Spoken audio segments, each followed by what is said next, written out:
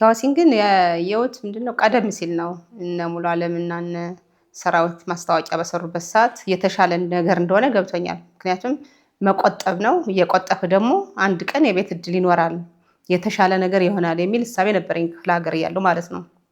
ግን በመሀል ላይ በኋላ እንደማይሆን ምናምን አንዳንዱ ፌል እንደሚያደርግ ምናምን እንደዚህ ሲነግረኝ ብዙም አልቀጠልኩበትም። በኋላ ባለቤቴ ብዙዎችን አጥንቷል።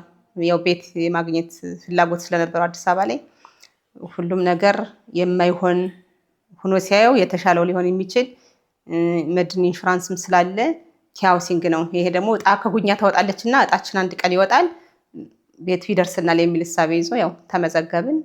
ልንመዘገበ መጣን። ግን ውሸት ነው። ከተመዘገብን በኋላም ውሸት ነው። ምንም ቤትም የላቸውም ብርም የላቸውም። ቢሮ አካባቢ ስትሄድ ደግሞ የተደራጀ ብዙ ነገር ያለበት ነገር እንደሆነ እናያለን።